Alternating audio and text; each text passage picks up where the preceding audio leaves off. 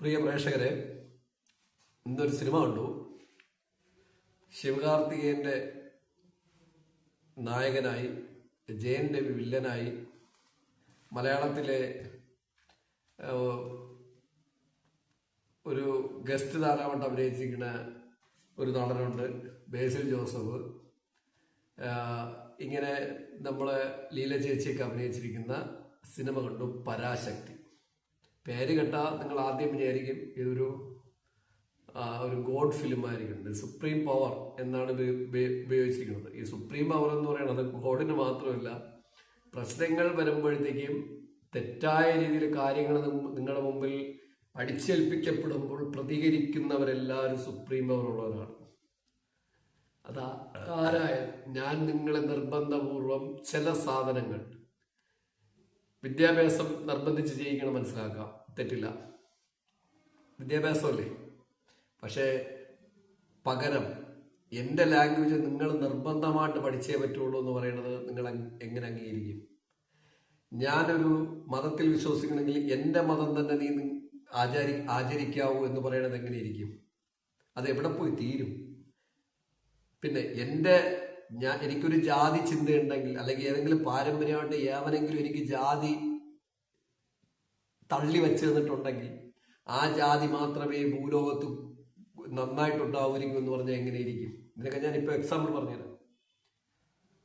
ഇനി ഞങ്ങളെല്ലാവരും ഒരേ ലാംഗ്വേജ് സംസാരിക്കുന്നവരാണ്, മറ്റു ലാംഗ്വേജ് സംസാരിക്കുന്നവരൊക്കെ മോശക്കാരാണ്, അവര് മറ്റൊരു വിഭാഗക്കാരാണെന്ന് പറഞ്ഞ് വേർതിരിച്ച് വെച്ചാൽ എങ്ങനെയിരിക്കും? ഇങ്ങനെ വ്യത്യസ്ത രീതിയിൽ അടിച്ചേൽപ്പിക്കപ്പെട്ടാൽ, അതായത് ഞാൻ ശരി, നീ ചെയ്യണ എല്ലാം റോങ്, ഞാൻ തരുന്നതേ നീ ചെയ്യാമെന്ന് നിർബന്ധിച്ചു കൊടുത്താൽ എത്ര കണ്ട് സ്വീകരിക്കും? അതിന് ഞാനൊരു വേറൊരു വിഷയം പറയാം. നിങ്ങൾക്കൊരു കുഞ്ഞുണ്ട്, കുഞ്ഞിന് ഒട്ടും ഇഷ്ടപ്പെടാത്ത ഭക്ഷണം അമ്മ വൈറ്റമിനെ കരുതി നിർബന്ധിച്ചു കൊടുത്താൽ മനസ്സിലാവും. അത് നമുക്ക് മനസ്സിലാവും, വൈറ്റമിനെ കരുതി കുട്ടിയാണ് നിർബന്ധിച്ചു കൊടുക്കുക. പക്ഷെ നിങ്ങൾക്ക് ഇഷ്ടപ്പെടാത്തൊരു ഭക്ഷണം ഞാൻ നിർബന്ധിച്ച് നിങ്ങൾക്ക് തന്നാൽ നിങ്ങൾ വളർന്നു, നിങ്ങൾക്ക് തീരുമാനങ്ങൾ എടുക്കേണ്ട പ്രായമായി, നിങ്ങൾക്ക് ചിന്താശക്തി ഉണ്ട്, നിങ്ങൾ മിടുക്കനാണ് അല്ലെങ്കിൽ മിടുക്കിയാണ്. ഞാൻ നിർബന്ധിച്ച് ഒരു ഭക്ഷണം നിങ്ങൾ അടിച്ചേൽപ്പിച്ചാൽ എങ്ങനെയിരിക്കും? ഇതേ കഴിക്കാവൂ, ഒന്നേ നോൺ വെജേ കഴിക്കാവൂ, അല്ലെങ്കിൽ വെജിറ്റേറിയനേ കഴിക്കാവൂ. നിർബന്ധിച്ച് അടിച്ചേൽപ്പിച്ചാൽ നിങ്ങളത് അക്സെപ്റ്റ് ചെയ്യുമോ? അപ്പൊ ഇത്തരം കാഴ്ചപ്പാടിൽ കൂടി പോകുന്ന ഒരു സിനിമ എന്നല്ല ഞാൻ പറയുന്നത്, ചില കാര്യങ്ങൾ അതിനകത്തുണ്ട്. അപ്പോൾ അത്തരം ചിത്രങ്ങൾ ഇപ്പോൾ ഇറങ്ങി തുടങ്ങിയിട്ടുണ്ട്.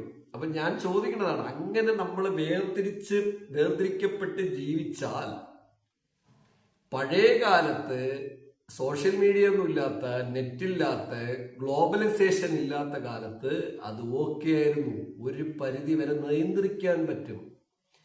ഇനിയുള്ള കാലത്ത് നിയന്ത്രിക്കാൻ പറ്റില്ല. എൻ്റെ കയ്യിൽ നിന്ന് ബോള് ത്രോ ചെയ്ത് എറിഞ്ഞു കഴിഞ്ഞാൽ ബോളിന്റെ നിയന്ത്രണം എൻ്റെയിലല്ല, ബോളിന്റെ നിയന്ത്രണം എയറിലാണ്. ഏറിയത് പോയി വീണ ബോൾ ഡിപ്പ് ചെയ്തിട്ട് പിന്നെ ബാറ്റ്സ്മാന്റെ ബാറ്റിൽ കയറിയിട്ട് ബാറ്റ്സ്മാന്റെ കാൽക്കുലേഷനിൽ കയറിയില്ലെങ്കിൽ പുറത്തു പോകും. കയറിയാലും അവൻ കൃത്യമായിട്ട് പ്ലേ ചെയ്തില്ലെങ്കിൽ എന്ത് ചെയ്യും? ഔട്ടാവാൻ ചാൻസ് ഉണ്ട്, അല്ലെങ്കിൽ റണ്ണ് വരില്ല. ഇനി അവൻ പ്ലേ എടുത്തില്ലെങ്കിൽ പുറത്തുള്ള ബാക്കിൽ നിൽക്കുന്ന ആളിന്റെ കയ്യിൽ പോകും.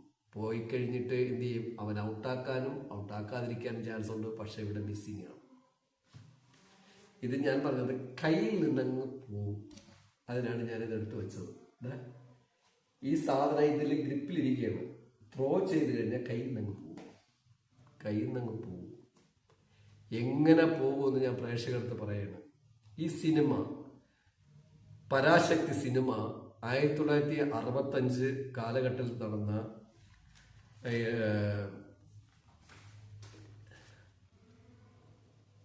പേഴിയാൻ ചിന്നയ്യ എന്ന് പറയുന്ന രണ്ട് സഹോദരങ്ങള് ഹിന്ദി അടിച്ചേൽപ്പിക്കപ്പെടും. ഇന്ത്യ മൊത്തം, ഇന്ത്യയിലല്ല, ഭാരതം മൊത്തം അടിച്ചേൽപ്പിക്കപ്പെടും. പഴയ ഇന്ത്യ ഞാൻ പറഞ്ഞു പോയില്ലേ?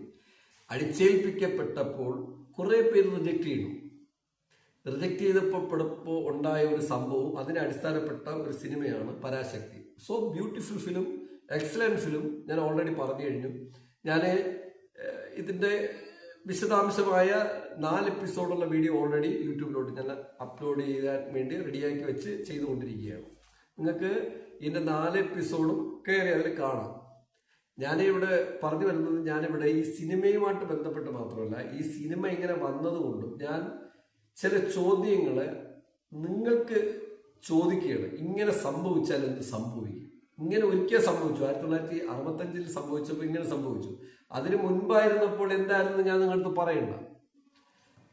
ഇങ്ങനെ വിഭിന്നമായിട്ട് നമ്മൾ ഭരിക്കപ്പെട്ടുകൊണ്ടിരുന്നപ്പോൾ നമ്മൾ ഭാരതം അല്ലെങ്കിൽ പഴയ ഇന്ത്യ എന്തായിരുന്നു? ഭാരതവും ഇല്ല, ഇന്ത്യയും ഇല്ല. 800, 900, 2000 നാട്ടുരാജ്യങ്ങൾ ഉണ്ടായിരുന്ന നാട്. ബ്രിട്ടീഷുകാരെ കൊണ്ടുവന്ന് ഒരു സ്ഥലത്ത് ഒരുമിച്ച് വെച്ചു. വച്ചതിന് ശേഷം 2 കാര്യങ്ങളാണ് നടന്നത്. അവർ മൊത്തം ഇതിനെ ചേർത്ത് ഇന്ത്യ എന്ന് വിളിച്ചു.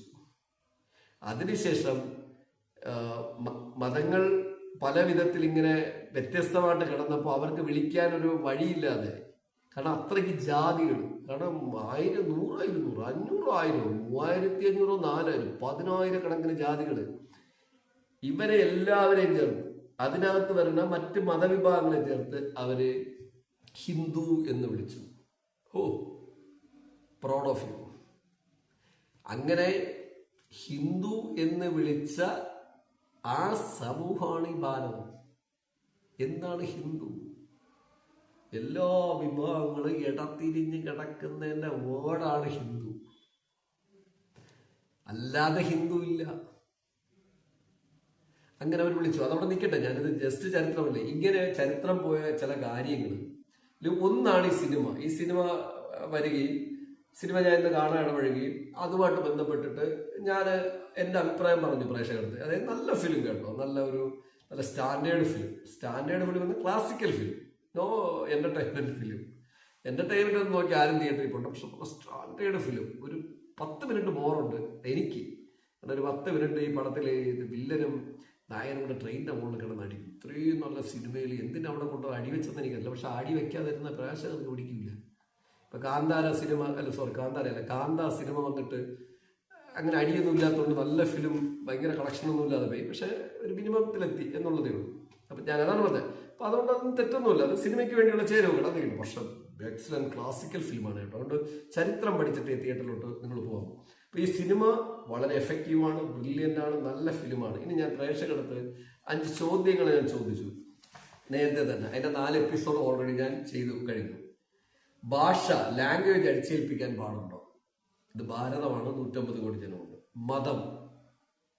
മതത്തെ അടിസ്ഥാനപ്പെടുത്തി, മതം അതായത് വിശ്വാസത്തെ ഒന്നും ഞാൻ ഒരിക്കലും എതിർക്കണമെന്നില്ല. കാരണം മനുഷ്യനുള്ള കാലം അത്രയും അറിവ് തിരിച്ചറിവ് ചിന്തയാവാതിരിക്കാൻ പറ്റാത്ത ജനത്തിന് എപ്പോഴും മതം വേണം. കാരണം അവ അത്രയും ശുഷ്കിച്ചാണ് ജീവിക്കുന്നത്. അപ്പൊ അങ്ങനെ നോക്കുമ്പോൾ ഭാരതത്തില് മതത്തിലൊന്നും താല്പര്യമില്ലാത്തത് 0.1% ഉള്ളൂ. 0.1% എന്ന് പറഞ്ഞു കഴിഞ്ഞാൽ 150 കോടി ജനങ്ങളില് 0.1% എന്ന് പറഞ്ഞാൽ ജസ്റ്റ് 10 ലക്ഷം പേരിന് 10-15 ലക്ഷം പേർക്ക് താഴെയുള്ളൂ. ബാക്കി എല്ലാവരും ഒരു മതത്തിലോ എന്തിലെങ്കിലും വിശ്വസിക്കുന്നവരാണ്. അത്രയ്ക്കുള്ള വളർച്ചയൊന്നും നമ്മൾ ആയിട്ടില്ല. ഇത്രയും വിദ്യാഭ്യാസമൊന്നും കൊണ്ടുവന്നിട്ട് ആയിട്ടില്ല. അപ്പൊ അങ്ങനെ ഒരു കാര്യമൊന്നും നമുക്ക് ചിന്തിക്കാൻ പറ്റില്ല. അപ്പൊ അങ്ങനെ ഉള്ള സ്ഥലത്ത് മതം വേണം, ഇല്ലെങ്കിൽ ജനത്തിനെ കൺട്രോൾ ചെയ്യാൻ പാടായിരിക്കും. മതം നിൽക്കും, അങ്ങനെ നിൽക്കും. പക്ഷേ ഈ മതം വോട്ട് ബാങ്ക് ആയാലോ, ഈ മതത്തെ അടിസ്ഥാനപ്പെടുത്തി ഭരിച്ചാലോ, അതിൻ്റെയൊക്കെ കാര്യങ്ങൾ ഞാൻ 4 എപ്പിസോഡിൽ പറഞ്ഞു കഴിഞ്ഞു. അങ്ങനെ സംഭവിച്ചാൽ എന്ത് സംഭവിക്കുമെന്നും സാധ്യതകൾ ഞാൻ പറഞ്ഞു കഴിഞ്ഞു. എന്ത് 100% ഞാൻ പറയണില്ല, ഞാൻ പ്രഡിക്റ്റ് ചെയ്യുന്ന കാര്യങ്ങൾ ഞാൻ പറഞ്ഞു കഴിഞ്ഞു. അങ്ങനെയുള്ള നമ്മള്, അതായത് മതം, ജാതി, മതത്തെ കൊണ്ട് മതം സ്പ്രെഡ് ചെയ്തിട്ട് മതം വോട്ട് ബാങ്ക് ആയിട്ട് രാജ്യം ഭരിച്ചാൽ എങ്ങനെ, അക്കൂട്ടത്തിൽ ജാതി കൂടെ ചേർന്നാൽ എങ്ങനെ, ഒപ്പം തന്നെ അടുത്ത പരിപാടിയുള്ള സംസ്ഥാനങ്ങൾ തമ്മിൽ വേർതിരിവുണ്ടായാൽ എങ്ങനെ, ഇതിന്റെയൊക്കെ ഞാൻ 4 എപ്പിസോഡ് ചെയ്തിട്ടുണ്ട്, നിങ്ങൾ കാണും. ചെയ്തായെങ്കിൽ. ഇനി 5ാമത്തെ കാര്യം ഞാൻ ചോദിക്കുന്നത്, ഇവ സംഭവിച്ചാൽ, ഇതിങ്ങനെ ഞാൻ നേരത്തെ 4 എപ്പിസോഡിൽ പറഞ്ഞ ഈ കാര്യങ്ങൾ സംഭവിച്ചാൽ നമ്മളെ ആര് മുതലെടുക്കും? നമ്മളെ ആര് മുതലെടുക്കും? പ്രിയ പ്രേക്ഷകരെ ശ്രദ്ധിച്ചു കേൾക്കൂ. ഈ വീഡിയോയിൽ എന്തുണ്ടാവും 5ാമത്തെ എപ്പിസോഡ്. നമ്മൾ പഴയ ലോകത്തല്ല ജീവിക്കുന്നത്. അന്ന് സോഷ്യൽ മീഡിയ ഇല്ല, ഇന്റർനെറ്റ് ഇല്ല. ടെസ്ല എന്ന് പറയുന്ന മനുഷ്യ ഇതിന്റെ ലിങ്കൊക്കെ ആക്കി വെച്ചിട്ടേ ഉള്ളൂ. പക്ഷെ അത് കോർപ്പറേറ്റ് കമ്പനികളെ കിട്ടി ഇത് വിറ്റാൽ ചെലവാകുമെന്ന് കണ്ടപ്പോൾ മാർക്കറ്റ് ചെയ്യപ്പെട്ട് ലോകം മൊത്തം നമ്മളടുത്തെത്തി. നമ്മളിപ്പോൾ ഞാൻ നിങ്ങളുടെ മുമ്പ് മൊബൈലിൽ ഇരുന്ന് കാര്യങ്ങൾ പറയുന്നു. ഈ മൊബൈലിൽ തന്നെ ഞാൻ പറയുന്ന കാര്യങ്ങൾ യൂട്യൂബിൽ അപ്ഡേറ്റ് ചെയ്യുമ്പോൾ അത് സെൻസർ ചെയ്തിട്ട് ഇതിവിടെ ഭാരതത്തിൽ സ്പ്രെഡ് ചെയ്യണോ വേണ്ടതെന്ന് യൂട്യൂബിലുള്ള അതിന് ടീം വെച്ചിട്ടുണ്ട്. അതിവിടെ സ്പ്രെഡ് ചെയ്യിക്കാൻ പറ്റൂലെങ്കിൽ ചെയ്യൂല. കാരണം ഇവിടെ നിയന്ത്രണങ്ങളുണ്ട് ഗവൺമെന്റിന്റെ. ആ നിയന്ത്രണങ്ങൾക്കുള്ളിൽ മാറ്റി അവരെന്ത് ചെയ്യും, ഇവിടെ മാറ്റി വയ്ക്കും. പിന്നീട് പുറത്തു വിടാനുള്ള സമയമാകുമ്പോൾ എടുത്ത് പുറത്തു വിടും.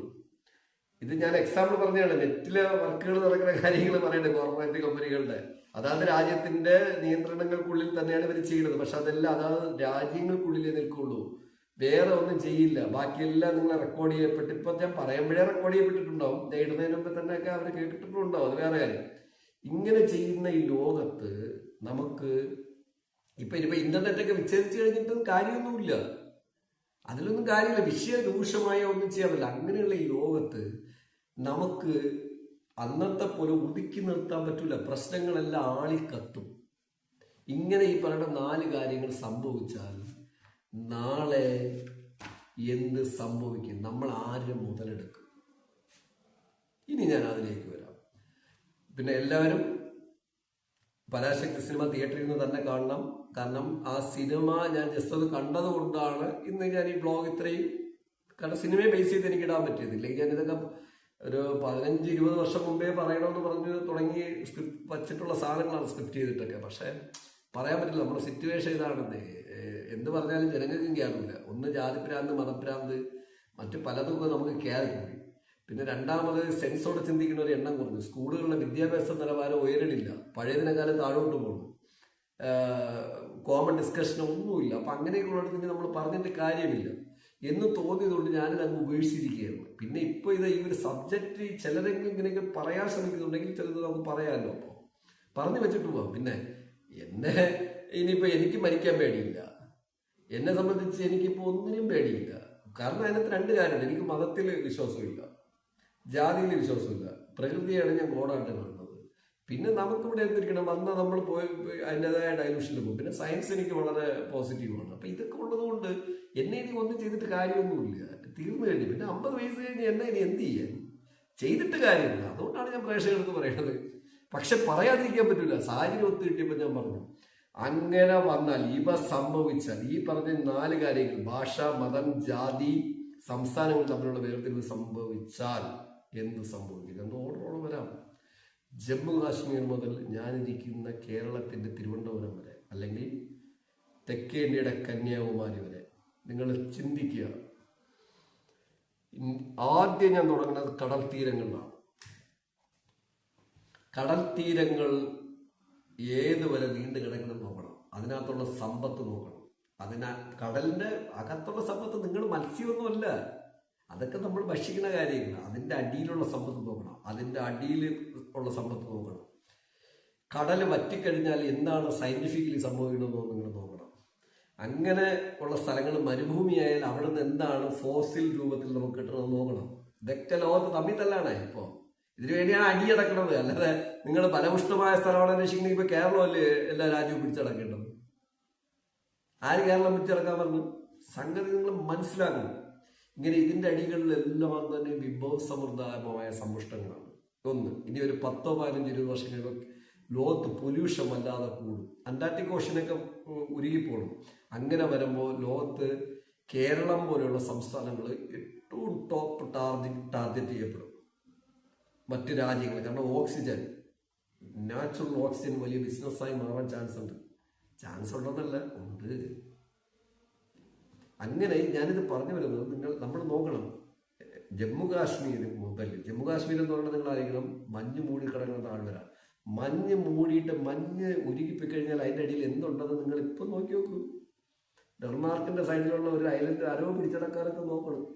വേറെ ഒരിടത്ത് മരുഭൂമി പോലെ കിടന്ന സ്ഥലത്ത് എന്തൊക്കെ കുഴിച്ചപ്പോൾ കിട്ടിയതാണൊക്കെ അതിനകത്തൊക്കെ എടുക്കാൻ നോക്കണത്. ഗൾഫ് രാജ്യങ്ങൾ ഫുള്ള് മരുഭൂമി, ഏകദേശം 75%. അതിനകത്ത് നിന്ന് എന്താണ് ഡ്രിൽ ചെയ്തെടുക്കുന്നത്? ഇനി മലകൾ മാത്രമുള്ള സ്ഥലത്ത് എന്താണ് ഇരിക്കുന്നത്? സയൻസ് നിങ്ങൾ പഠിക്കൂ. ഇതെല്ലാം മനുഷ്യന് ഉപയോഗപ്രദമായ വസ്തുക്കൾ ഒളിഞ്ഞു കിടക്കുന്ന സ്ഥലങ്ങളാണ്. സ്വർണം ഒക്കെ പോയി, സ്വർണ്ണമൊക്കെ എന്ന് പറയുന്നത് അതിനൊരു വേറെ ലെവലായി. അപ്പൊ ഇതിപ്പോ അതിനു വേണ്ടിയല്ലല്ലോ, മറ്റു കാര്യങ്ങൾ. മുമ്പ് സ്വർണത്തിന് വേണ്ടിയല്ലേ അടി കിടന്നത്. ഇങ്ങനെ മനുഷ്യ ഉപയോഗപ്രദമായ ഒരു താഴ്വരയാണ് ഭാരതം. പഴയ 800 നാട്ടുരാജ്യങ്ങൾ, ജമ്മു കാശ്മീർ മഞ്ഞിന്റെയും മറ്റും പ്രകൃതി രമണീയത്തിനും താഴെ അതിന്റെ അകത്തെന്താണ് ഇരിക്കുന്നത്? അതിനുവേണ്ടിയാണ് മറ്റും ഇപ്പോൾ പറയില്ല രാജ്യങ്ങളെന്ന് പറഞ്ഞാൽ അങ്ങോട്ടും ഇങ്ങോട്ടും ഒക്കെ ചെറിയ കശവിശ നടക്കുന്നത്. അപ്പുറത്തെ രാജ്യത്ത് മറ്റോ കൊണ്ടുവന്ന് എന്ന് പറയണത് ആർമി ക്യാമ്പ് സ്ഥാപിക്കുകയും അവിടെ ആർമി ക്യാമ്പ് നിയന്ത്രിക്കാൻ മീൻസ് അവിടുത്തെ എന്ത് പറയണത് ആറ്റം ബോംബ് നിയന്ത്രിക്കാൻ ഇന്ത്യയാണ് പൈസ കൊടുത്തിട്ട് അവിടെ ആർമി വെച്ചിട്ടുള്ളത് പോലും. അതൊക്കെ തമാശയുള്ള കാര്യമാണ്. അവിടെ കൊണ്ടുപോയി ഇന്ത്യ ബോംബൊക്കെ ഇട്ട് അത് ഇട്ടെല്ലാം ഒരു പാളിച്ചയൊക്കെ ഇതിനകത്ത് ഇപ്പോൾ വരണുണ്ട്. ഇതൊക്കെ ഞാൻ പറഞ്ഞതെന്ന് പറഞ്ഞു കഴിഞ്ഞാൽ ഭാരതത്തിനുണ്ടായിരുന്ന സപ്പോർട്ടും മറ്റിടത്തുണ്ടായിരുന്ന വിഷയങ്ങൾ, അതിനകത്ത് നമുക്കുള്ള ഹോൾഡിങ്, നമ്മൾ ഇൻവെസ്റ്റ് ചെയ്തിരുന്ന രീതിയൊക്കെ ഒരു സൈഡിൽ കൂടെ പ്രേക്ഷകർ മനസ്സിലാക്കും. ചെറുതായിട്ട് പറഞ്ഞു കൊടുക്കും. ഈ സ്ഥലങ്ങൾക്കെല്ലാം മറ്റൊരാൾ വന്ന് അവിടെ ഇൻവെസ്റ്റ് ചെയ്തിട്ട് കാത്തിരിക്കുന്ന എന്തിനാണ്? മഞ്ഞുരുകണ സ്ഥലത്ത് അതിൻ്റെ അടി കിടക്കണ ഓരോ ഇന്ധനങ്ങളും ഫോസിലായിട്ടും മറ്റുമായിട്ടും. ഇത് ജമ്മു കാശ്മീർ. ഇനി കാശ്മീരിന്റെ താഴോട്ട് ഓരോ സ്ഥലം എടുക്കും നിങ്ങളെ. അസാം നല്ല മഴയുള്ള സ്ഥലം. ഇനി ആസാമിൽ നിന്ന് മാറി നിങ്ങൾ ഇങ്ങോട്ടൊക്കെ എടുക്കും, ഈ ലെഫ്റ്റിലോട്ട് വരും. പിന്നെ കുറച്ച് ദൂരം വന്നു കഴിഞ്ഞാൽ UP മറ്റു സ്ഥലങ്ങളിലോട്ട് വരുമ്പോൾ മരുഭൂമികൾ. മരുഭൂമിക്കകത്ത് എന്തുണ്ടെന്നൊക്കെ നിങ്ങൾക്ക് എടുത്ത് ഞാൻ ഇനി പറഞ്ഞു തരേണ്ട കാര്യമില്ല. ടെക്നോളജി ഗൂഗിളൊന്ന് ചെയ്ത് നോക്കിയാൽ ഇനി ഇങ്ങോട്ട് താഴോട്ട് വന്ന് നോക്കും. സൗത്തിലോട്ട് വരുമ്പോൾ ഫലപുഷ്ടമായ സ്ഥലങ്ങൾ. ഇതിൽ തന്നെ എല്ലാം ഉണ്ട്. കടലുണ്ട്, നല്ലതായിട്ട് കൃഷി ചെയ്യുന്ന സ്ഥലമുണ്ട്, ഇതെല്ലായിട്ട് മലകളുണ്ട്. ഈ മലകളെല്ലാം മാറിയിട്ട് പിന്നെ ഉള്ളത് അത്യാവശ്യം വേണ്ട മണൽ കൺസെപ്റ്റിൽ വരുന്ന ന്യൂക്ലിയർ റിയാക്ഷൻ ഉണ്ടാക്കണ പല സാധനങ്ങളും ഒളിഞ്ഞു കിടക്കും. ഇത്തരം എല്ലാം, അതായത് എല്ലാ സാധനങ്ങളും ഒരു രാജ്യത്തിനുള്ള ഏക സ്ഥലം ഭാരതം മാത്രമാണ് ലോകത്ത്. മറ്റു രാജ്യങ്ങളില്ല. മറ്റു രാജ്യങ്ങൾക്ക് ഒന്നുണ്ടെങ്കിൽ അടുത്ത് എടുക്കാൻ കിട്ടാൻ പാടാണ്. കാരണം അതാണ് അവിടുത്തെ ക്ലൈമറ്റ് രീതി. ക്ലൈമറ്റാണ് ഇതിനകത്തുള്ള വിഷയം. ഭൂമധ്യരേഖയുടെ സെൻട്രലിൽ കൂടെ കളിക്കുന്ന രാജ്യമാണ് നമ്മൾ. ഈ സ്ഥലം മറ്റുള്ളൊരു ഫോക്കസ് ചെയ്യണുണ്ടോ? ചിന്തിക്ക് പ്രേക്ഷകരെ. ഇവിടെ ഒരു പ്രശ്നമുണ്ടായാൽ നമ്മളെ രാജ്യത്തെ വെട്ടിക്കീറിയെടുക്കാൻ കോർപ്പറേറ്റ് കമ്പനികളും പല രാജ്യങ്ങളും കാത്തിരിക്കുകയാണ്. അതിന് ഭാഷയുടെ പേരിൽ, മതത്തിന്റെ പേരിൽ, ജാതിയുടെ പേരിൽ, സംസ്ഥാനങ്ങളുടെ പേരിൽ നമ്മൾ ഉണ്ടാക്കി വച്ചു കൊടുത്താൽ ഉണ്ടല്ലോ 20-25 വർഷം കഴിയുമ്പോൾ ഭാരതം കാണൂല. കാരണം ഭാഷയുടെ പേരിലാണെങ്കിൽ ലിമിറ്റേഷൻ ഉണ്ട് കയറി കളിക്കുന്നതിന്. പക്ഷെ എങ്കിലും കളിക്കും, അപ്പോഴും നമ്മൾ സ്പിഡാവും. മതത്തിന്റെ പേരിലാണെങ്കിൽ ലിമിറ്റേഷൻ ഉണ്ട്, ജാതിയുടെ പേരിലാണെങ്കിലും അട്ടക്കടവില്ലാതെ. പക്ഷെ സംസ്ഥാനങ്ങൾ തമ്മിൽ വേർതിരിവുണ്ടായാൽ മറ്റുള്ളവർ കളിക്കാൻ എളുപ്പമാണ്. കാരണം ഇവിടെ ജാതിയില്ല, മതമില്ല, മറ്റതില്ല. ഇത് മൂന്നും തന്നെ തീർന്നു കഴിഞ്ഞു. 4ാമത് സംസ്ഥാനങ്ങളുടെ പേരിലാകുമ്പോൾ വലിയ കോടിക്കണക്കിന് പേര് ഒരു അണ്ടറിൽ വന്നതാണ്. ഇതിനകത്തൊക്കെ പലരും ബേസ് സ്റ്റേഷനൊക്കെ ഉണ്ടാക്കും, പല കാര്യങ്ങളും നടക്കും. നമ്മളെ നാട് ഇങ്ങനെ മുറിച്ചു കൊണ്ടു. ആ രീതിയിലാണ് നമ്മുടെ ഇവിടുത്തെ ജനങ്ങളുടെ ഇപ്പോഴത്തെ കാഴ്ചപ്പാട് പോണം. മതം, ജാതി, സംസ്ഥാനങ്ങൾ തമ്മിൽ കലിപ്പ്, എന്നിട്ട് എല്ലായിടത്തും നിന്ന് ടാക്സ് പിരിച്ച് ഒരിടത്ത് കൊണ്ടുവന്നിട്ട് പിന്നെ പിരിക്കണതിനനുസരിച്ച് കൊടുക്കാതിരിക്കുക. അപ്പൊ ഇങ്ങനെയൊക്കെ വരുമ്പോൾ എന്ത് ചെയ്യും? അവിടുത്തെ യുവജനതയ്ക്ക് തൊഴിലില്ലാതെ, ഇൻവെസ്റ്റേഴ്സ് വരില്ല, മറ്റൊന്നും നടക്കില്ല. അങ്ങനെ വരുമ്പോൾ എന്ത് ചെയ്യും? അടുത്ത തലമുറ വാറ് കൊടുക്കും, വിപ്ലവം തുടങ്ങും. അപ്പൊ പട്ടാളത്തിനിടയ്ക്ക് അടിച്ചമർത്താൻ ശ്രമിക്കും. അപ്പോൾ 1965 നിങ്ങൾ കണ്ടില്ലേ, ഭാഷയുടെ വേറെ ഇതാണ് സ്ഥിതി. ഇനി അങ്ങോട്ട് എങ്ങനെയായിരിക്കും? അന്നൊക്കെ ഇന്റർനെറ്റ് ഒന്നും ഇല്ല. ഇനി ഇന്റർനെറ്റൊക്കെ ഇനി മാറ്റിയാലൊന്നും വിഷയമില്ല, ഒരു വിധത്തിലും ഇല്ല. കുട്ടികൾ അത്ര ടെക്നോളജിക്കലി വെല്ലാണ് നമ്മളെ പിള്ളേര്. നാട്ടിൽ കംപ്ലീറ്റ് വിപ്ലവം അരങ്ങേറുമ്പോൾ എന്ത് പറ്റും? നാടിനെ ചിഹ്ന ഭിന്നമായിട്ട് വെട്ടിമുറിച്ച് പഴയ നാട്ടുരാജ്യങ്ങൾ പോലെ മാറും. ഇതിനകത്ത് കണ്ടവൻ വന്ന് കളിച്ച് അവന് സുഭിക്ഷമായിട്ട് ജീവിക്കും. അപകടം കാത്തിരിക്കുന്നു. ഞാൻ നൊബക്സോ, എനിക്ക് 50 വയസ്സ് കഴിഞ്ഞു. പ്രിയ പ്രേക്ഷകരെ, ഞാനിത് 2-3 വർഷം ചിലപ്പോൾ ജീവിക്കും, ചിലപ്പോൾ ഒരു 10 വർഷം കൂടെ, അതിനപ്പുറമൊന്നും പോകാൻ ഒരു ചാൻസും ഇല്ല. പക്ഷെ ഞാൻ അടുത്ത തലമുറയുടെ അടുത്തും അതിൻ്റെ അടുത്ത തലമുറയിലും ഇനി അങ്ങോട്ടുള്ള എല്ലാ തലമുറകളുടെ അടുത്തും ഓർമ്മിക്കണം. നിങ്ങൾ ഭാരതം എന്ന് പറഞ്ഞ ഒരു അച്ചുതണ്ടിൽ നിൽക്കണമെങ്കിൽ നിങ്ങളുടെ അടുത്ത് ഞാൻ 4 കാര്യം ഓർമ്മിക്കുന്നു. ഭാഷയുടെ പേരിൽ വേർതിരിവഹിക്കരുത്. ലാംഗ്വേജ് ഒരു സബ്ജക്റ്റ് അല്ല. താല്പര്യമുള്ള പഠിക്കട്ടെ. മതം, നിങ്ങൾ ഏത് മതത്തിൽ വിശ്വസിച്ചോ, പക്ഷെ അതിൻ്റെ പേരിൽ ഒരു വോട്ട് ബാങ്കായി മാറുന്നത്. ജാതി, തൂക്കി ദൂരെ കളത്തിന്നറിയണം. നിങ്ങളുടെ ശരീരത്തിൽ ഏത് ജാതി? വ്യത്യസ്ത ഓഷനിൽ നിന്ന് വന്ന് താമസിക്കുന്നവരാണ് നമ്മൾ. ഭാരതം എന്നുള്ള സ്ഥലത്തിൽ ഇവിടെയുള്ള ഭാരതത്തിലുള്ള ആരുമില്ല. ചരിത്രം പിന്നെ വേണ്ട. നിങ്ങൾ ഈ ഒന്നുമില്ലെങ്കിൽ മഹാഭാരതമൊക്കെ ഒന്ന് ബാക്കിലെടുത്ത് പഠിച്ചു കൗരവർ ഒരു പാണ്ഡവർ തമ്മിലുള്ള ഹിസ്റ്ററിയൊക്കെ പഠിച്ചു നോക്കി ചിലപ്പോൾ നിങ്ങൾ മനസ്സിലാവും. ഒരേ സാധനം കൊണ്ടുള്ളതല്ല. അതുകൊണ്ട് പിന്നെ സംസ്ഥാനങ്ങൾ തമ്മിൽ തല്ലിയാൽ, പിന്നെ ഇതെല്ലാം ക്രോഡീകരിച്ചു കൊണ്ടുപോയാലും സംസ്ഥാനങ്ങൾ തമ്മിൽ തല്ലിയാൽ പിന്നെയും പണി പാടും. ഇവ സംഭവിച്ചാൽ ആരും മുതലെടുക്കുമെന്ന് പ്രിയ പ്രേക്ഷകരെ ഞാൻ പറഞ്ഞു കഴിഞ്ഞു. ബലപുഷ്ടമായ മണ്ണാണ് ഭാരതം. ഞാൻ അതാണ് പറയണത്. ജാതി, മതം ഇതൊന്നും ആരും ഒരാളും ഒരു ദൈവവും പ്രശ്നം വരുമ്പോൾ രക്ഷിക്കാൻ വരില്ല. നിങ്ങൾ നോക്കൂ, പാലസ്തീൻ ഇസ്രായേൽ പ്രശ്നത്തിൽ ആര് രക്ഷിക്കാൻ പോകണം? ഇറാനിലെ പ്രശ്നം നടക്കുന്ന ആര് രക്ഷിക്കാൻ പോകണം? പാകിസ്ഥാൻ ഇന്ത്യ വാറ് നടക്കുന്ന ആര് രക്ഷിക്കുന്നു? ബംഗ്ലാദേശിൽ മതപ്രശ്നം നടക്കുന്ന ആര് രക്ഷിക്കുന്നു? ശ്രീലങ്കയിൽ പ്രോബ്ലംസ് ഒന്നും ആര് രക്ഷിക്കുന്നു? അവിടെ എല്ലാം മനുഷ്യർ തന്നെ ഇടപെട്ടിട്ട് കൊടുക്കേണ്ട കാര്യങ്ങൾ കൊടുത്ത് മെയിൻറ്റെയിൻ ചെയ്ത് പോവുകയെ നിവൃത്തിയുള്ളൂ. പ്രകൃതിയുടെ ലീല, പ്രകൃതി തന്നെ വിളയാട്ടം തുടർന്നുകൊണ്ടിരിക്കും. അതിനകത്ത് അകപ്പെട്ട് ജീവിക്കലാണ് നമ്മളെ ജോലി. അതിനപ്പുറം അനാവശ്യ കാര്യങ്ങൾ ഈ ഉണ്ടാക്കി വച്ചിട്ട് തമ്മിൽ തല്ലിയ ബുദ്ധിയുള്ളവരെ മുതലെടുക്കും. അത് മുൻപാണെങ്കിൽ പ്രശ്നമില്ല. ഇന്ന് വേറെ ലെവലാണ് ലോകം. ഒരു വിധത്തിൽ ഞാൻ ലോകം മൊത്തം പറയണം. ലോകരാഷ്ട്രങ്ങളിടത്ത് ലോകത്തുള്ള എല്ലായിടത്തും വേണ്ടിയാണ് പലയിടത്തും പല പ്രശ്നങ്ങളൊക്കെ നടക്കുന്നത്. ഞാനൊന്നിനും ഒരു രാജ്യത്തെയും ഞാൻ കുറ്റപ്പെടുത്തില്ല, എൻ്റെ നാട്ടിനെയും കുറ്റപ്പെടുത്തില്ല. പക്ഷേ സൂക്ഷിച്ചില്ലെങ്കിൽ 20-25 വർഷത്തിനകത്ത് നിങ്ങൾ വീട്ടിനകത്ത് കിടന്നുറങ്ങൂല.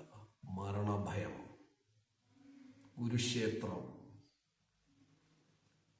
അടുത്ത കൃഷ്ണൻ വരാനുള്ള, അല്ലെങ്കിൽ അടുത്ത ക്രിസ്തു വരാനുള്ള, അല്ലെങ്കിൽ അടുത്ത മുഹമ്മദ് നബി വരാനുള്ള, അല്ലെങ്കിൽ അടുത്ത രാമൻ ജനിക്കാനുള്ള സമയം അതിക്രമിച്ച് വരും. അതാരുണ്ടാക്കുന്നത്? നമ്മളെ ബുദ്ധിശൂന്യത കൊണ്ട്, ജാതിഭ്രാന്ത് കൊണ്ട്, മതഭ്രാന്ത് കൊണ്ട്, ഭാഷകൾ തമ്മിലുള്ള വേർതിരിവ് വെച്ചിട്ട് സംസ്ഥാനങ്ങൾ രൂപീകരിച്ചിട്ട് തമ്മിലടിപ്പിച്ചിട്ട് മുതലെടുക്കുന്ന വൃത്തികെട്ട ക്രിമിനലുകൾ. ഇവരൊക്കെ ക്രിമിനലുകളാണ്. അതാരായാലും ലോകത്ത് ഏവനായാലും ഏവളായാലും അത്തരം ക്രിമിനലുകൾ നിങ്ങൾ തലയ്ക്ക് കയറ്റി വയ്ക്കുന്ന കാലം നിങ്ങളുടെ നാശം തുടങ്ങും. നൊബക്സോളോ പ്രവചിക്കുന്നു, കെയർഫുൾ. ഭാരതമായി നിൽക്കണമെങ്കിൽ നമ്മൾ 150 കോടി ജനങ്ങളും ഒരു കുടക്കീഴിൽ, ഒരു അച്ചുതണ്ട്. No caste, no religion, no language changes, only one human rights only. നമ്മളെല്ലാവരും മനുഷ്യരാണ്. നമ്മളെല്ലാവരും പ്രകൃതിയുടെ വരദാനങ്ങളാണ്. ഒരുമിച്ച് നിന്നാൽ ഈ ഫലപുഷ്ടമായ മണ്ണ് നമുക്ക് നമ്മുടെ പൂർവീകർ നേടിത്തന്ന ജീവിത സ്വാതന്ത്ര്യവും അവകാശങ്ങളും നമ്മളെ തുണി ഉടുപ്പിക്കാൻ പഠിപ്പിച്ചിട്ട് ചൂസ് ചെയ്ത് കൊണ്ടുപോയെങ്കിൽ ഇതെല്ലാം കൊണ്ട് നമ്മളിന്ന് റിയാലിറ്റിയിൽ നിൽക്കണം. നമുക്ക് നിന്ന് പോവുക. ഇല്ലെങ്കിൽ എനിക്കൊരു നഷ്ടമില്ല. ഞാനൊരു 2, 4, 10 വർഷത്തിനത് ചത്തു. എൻ്റെ പ്രിയ പ്രേക്ഷകരെ, സൂക്ഷിക്കൂ. റീല് കണ്ട് തള്ളിക്കളയുന്ന സമയവും വല്ല രാഷ്ട്രീയം കണ്ട് അതിൽ പറഞ്ഞിട്ട് അതിൻ്റെ അടി പോയി കമൻ്റ് അടിക്കുന്ന പരിപാടിയും, കുറേ സിനിമകൾ കണ്ടിട്ട് സിനിമാ നടന്മാരെ പോലെ പറഞ്ഞു ഇതൊന്നും ചെയ്യണ്ടെന്ന് പറഞ്ഞില്ല. പക്ഷെ ചെയ്യേണ്ട കാര്യങ്ങൾ ശ്രദ്ധിച്ച് ചെയ്യാനാണ്. ഇതെല്ലാം മതിമറന്നിട്ട് നടക്കുന്ന യാഥാർത്ഥ്യം തിരിച്ചറിയാതെ പോകുന്ന പ്രേക്ഷകർക്ക് ചെറിയൊരു മരുന്നാണ്, ചെറിയൊരു മെഡിസിനാണ് നമ്മുടെ എന്ത് പറയണത്, ഈ പരാശക്തി സിനിമ. ഈ സിനിമ ഇപ്പം ചില പടങ്ങൾ ഇറങ്ങുന്നുണ്ട്. ഈ മെഡിസിൻ ബേസ് ചെയ്താണ് ഞാനിപ്പോൾ ഈ ബ്ലോഗ് ചെയ്യുന്നത്. സൂക്ഷിച്ച് കൈകാര്യം ചെയ്യൂ. ഞാൻ നൊബക്സോളോ 20-25 വർഷം കഴിഞ്ഞ് സംഭവിക്കാൻ സാധ്യതയുള്ളത് ഇങ്ങനെ പോയാൽ എന്തെന്ന് ഞാൻ പറഞ്ഞു കഴിഞ്ഞു. അനുഭവിക്കേണ്ടത് നിങ്ങളുടെ കാര്യം, എൻ്റെ വിഷയമല്ല.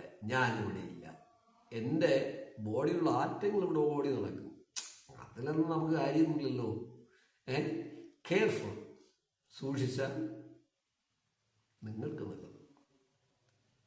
കണ്ടവന് കയറി ഞരങ്ങാൻ അവസരം ഒരുക്കി കൊടുക്കാതിരിക്കണമെന്ന് ഒരിക്കൽ കൂടി എൻ്റെ 150 കോടി പ്രിയപ്പെട്ട പ്രേക്ഷകർക്ക് അഭ്യർത്ഥിച്ചുകൊണ്ട്, പിന്നെ ഇങ്ങനെയുള്ള ഇതേ കളി ലോകം മൊത്തം കളിച്ചുകൊണ്ട് കിടക്കുന്ന ചില വിഡ്ഢിക്കഴുതകളുടെ ചിന്തിക്കാൻ കഴിവില്ലാതെ, ചിന്തിക്കാനല്ല, അവരൊക്കെ ആദ്യബുദ്ധിയാണ്, പൂർണ്ണം ഇവരൊക്കെ ക്രിമിനലുകൾ ആരായ, അവരെയൊക്കെ നിങ്ങൾ തിരിച്ചറിയാൻ നിങ്ങൾക്ക് ഒരു ലെവല് വരട്ടെ എന്ന് ആശംസിച്ചുകൊണ്ട് എല്ലാവരും പരാശക്തി സിനിമ തിയേറ്ററിൽ പോയി കാണുക. ഇനി സിനിമയിലേക്ക് നല്ല എക്സലന്റ് ഫിലിം. ഈ പടത്തില് പരാശക്തി സിനിമയുടെ എല്ലാം അഭിനയിച്ചിരിക്കുന്നത് ശിവകാർത്തികേയൻ, ജയൻ രവി. നന്നാണ് ജയൻ രവി കിട്ടിയിട്ടുള്ള വില്ലൻ കേട്ടോ, ഒരു രക്ഷണം പൊട്ടക്കാരൻ.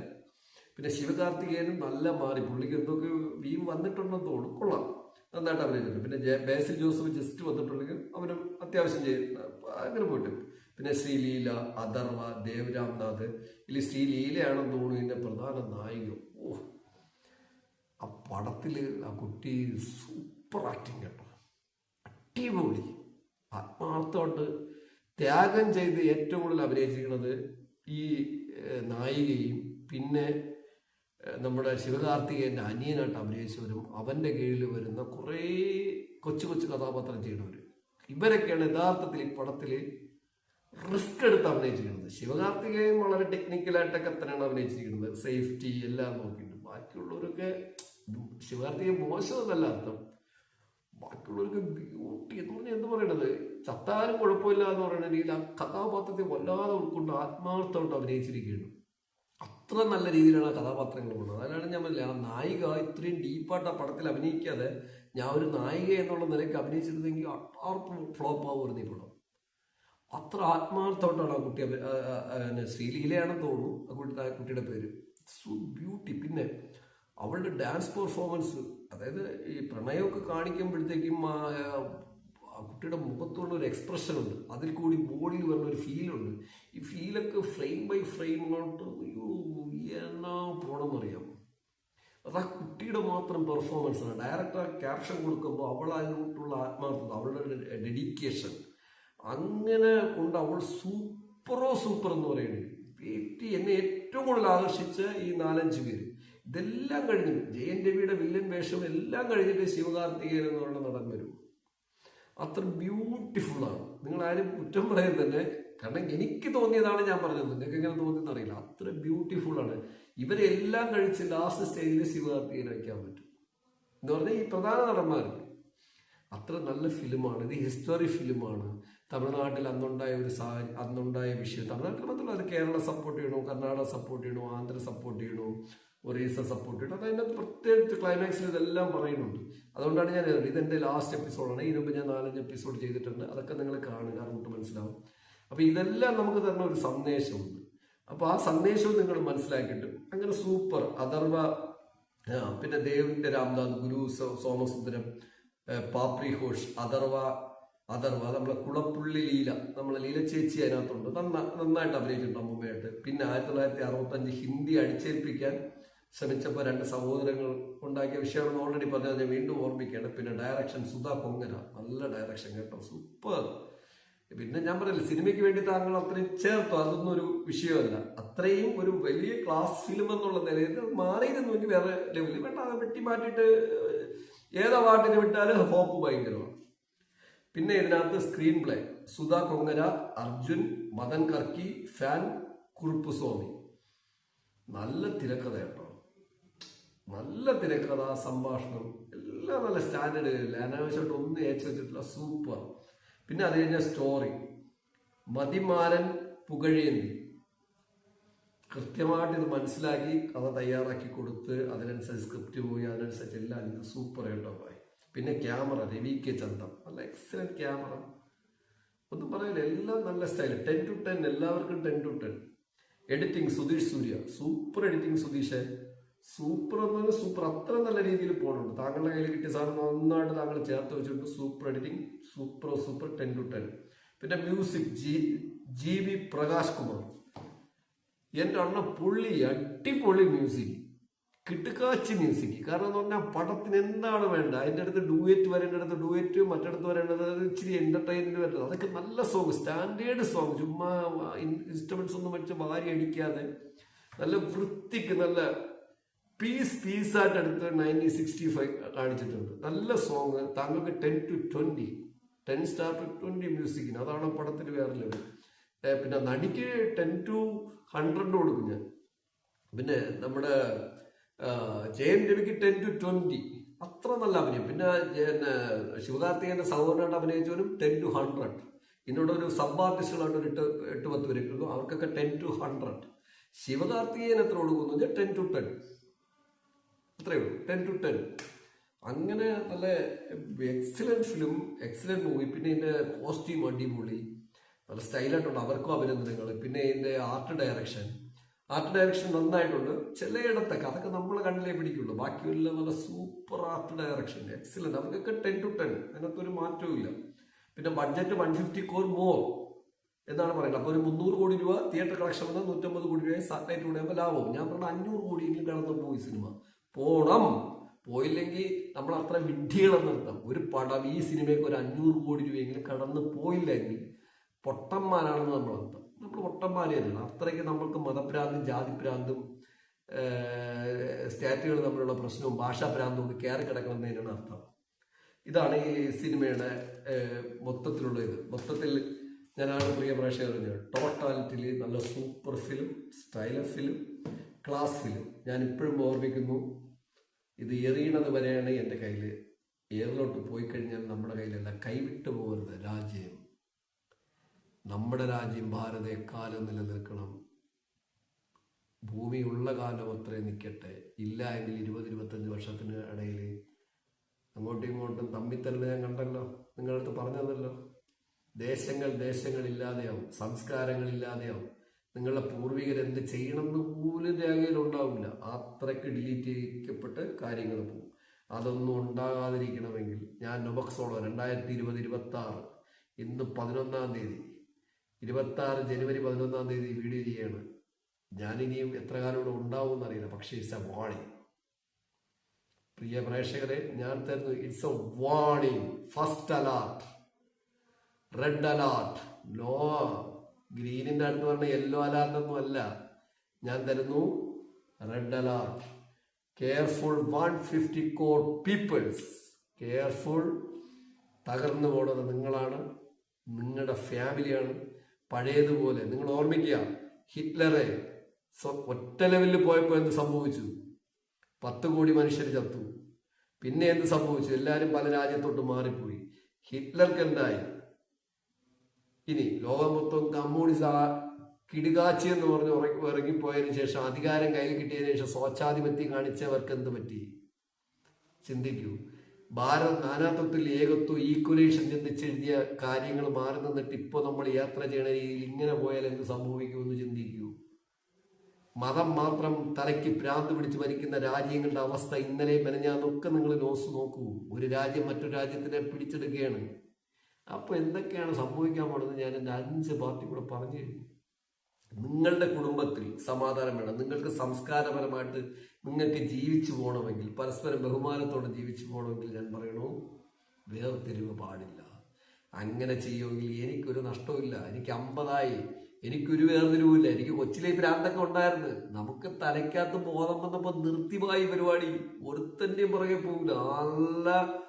നല്ല ഷാർപ്പ് മൈൻഡോടെയാണ് ഇപ്പൊ ജീവിക്കുന്നത്. കയ്യിൽ സമ്പത്തില്ലെന്നുള്ളേ ഉള്ളൂ, പക്ഷെ മൈൻഡ് ഓഫ് വ്യൂ ഷാർപ്പാണ്. അതുകൊണ്ട് തന്നെ നമുക്ക് പലരും പറയുമ്പോൾ മനസ്സിൻ്റെ ഉള്ളിൽ ചിരിയാണ്. പിന്നെ മുഖത്ത് പോയി ചിരിച്ചുകൊണ്ടിരിക്കാനേ പറ്റൂ, വേറെ ഒന്നും പറയാൻ പറ്റില്ല. കാരണം അങ്ങനെയുള്ള നാടായി. അത്രയ്ക്ക് സീക്രട്ട് ഏജൻസികളാണ് ചുറ്റും. മതഭ്രാന്ത് പറഞ്ഞു, ജാതിഭ്രാന്തം പറഞ്ഞു, ഭാഷാഭ്രാന്ത് വരുന്നു. ഇങ്ങനെയൊക്കെ വന്നാൽ ഇത് കൂടി പോയാൽ ഇപ്പോൾ കുറച്ചൊക്കെ ഉള്ള കുഴപ്പമില്ല, കരുതിക്ക് എല്ലായിടത്തും എക്കാലവും കാണും. പക്ഷെ അത് ന്യൂനപക്ഷം മാറി മധ്യ ലെവലിൽ വരിക, മധ്യപക്ഷം മാറി ഭൂരിപക്ഷമാകുമ്പോൾ കഥ എന്ന് പോകും കയ്യിൽ. It's warning, red alert. ഞാൻ നൊബക്സോളം തന്നു കഴിഞ്ഞു. പിന്നെ എല്ലാവരും തിയേറ്ററിൽ പോയി പരാശക്തി സിനിമ കാണുക. ആ പടം 500 കോടി ക്ലബിൽ എത്തട്ടെ എന്ന് ആശംസിച്ചുകൊണ്ട്, ഇതുപോലത്തെ നല്ല ചിത്രങ്ങൾ വീണ്ടും വരട്ടെ എന്ന് ആശംസിച്ചുകൊണ്ടും എല്ലാവർക്കും ഹാപ്പി 2026 ന്യൂ ഇയർ.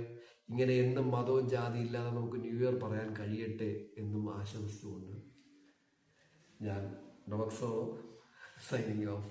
പ്രിയ പ്രേക്ഷകരെ.